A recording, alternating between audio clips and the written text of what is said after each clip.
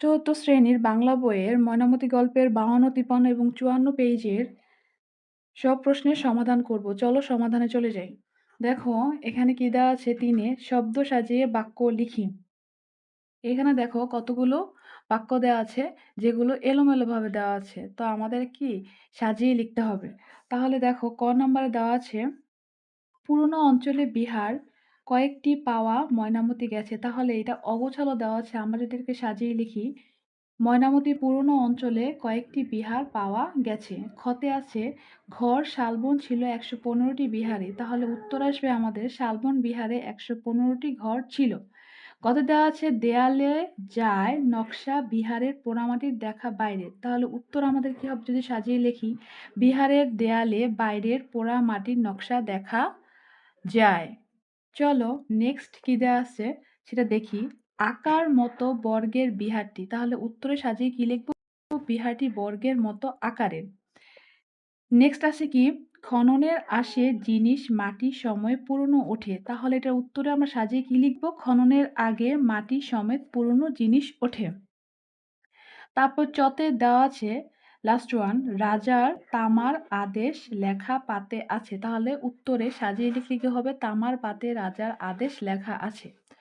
চলো ৫৩ পেজে যাই। ৫৩ পেজে ৪ নঙে দেখো, দাগ টেনে মিল করি এবং বাক্যগুলো পুনরায় লিখি।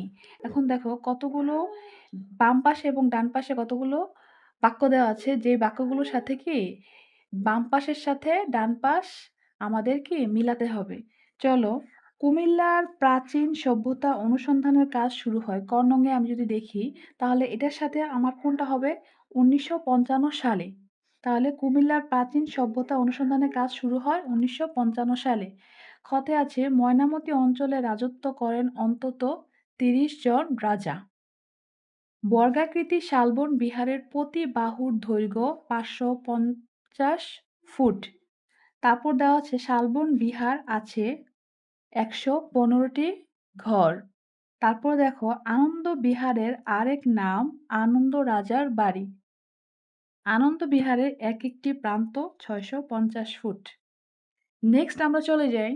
দেখো ৫ ঘটনাটি এখনকার অথবা আগের অথবা পরের তা লিখি। দেখো এখানে কতগুলো সেন্টেন্স দেওয়া আছে, যেখানে আমাদের কি করতে হবে, এটা আগের না পরের না এখনকার সেটা আমাদের কি জানতে হবে ওই বাক্যটা পড়ে। দেখো কত দেওয়া আছে, এখানে এক রাজা বাস করতেন। তাহলে বাস করতেন, তাহলে এটা অনেক আগের ঘটনা। তাহলে কি হবে, এটা আগের ঘটনা।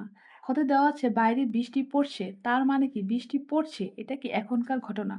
কত দেওয়া আছে, শ্রমিকেরা সেদিন মাটি কাটছিল। তার মানে কি এটা আগের ঘটনা।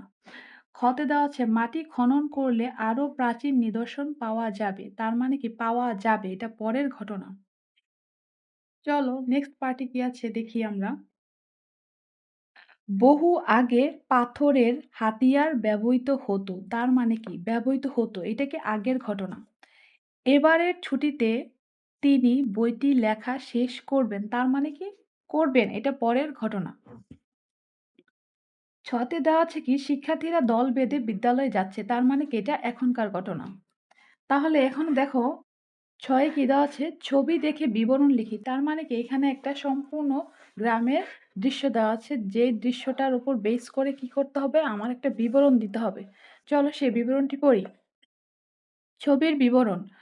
ছবিটিতে আমরা একটি খুব সুন্দর গ্রামের দৃশ্য দেখতে পাই।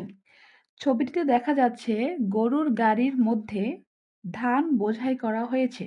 চারদিকে সবুজ গাছপালা সমারোহ, শিশুরা খেলা করছে। ছোট শিশু এবং বড়দের হাসিখুশি দেখাচ্ছে। ছবিটি গ্রামের শান্ত এবং সুন্দর পরিচয় বহন করে। আশা করছি তোমরা সবাই বুঝতে পেরেছ।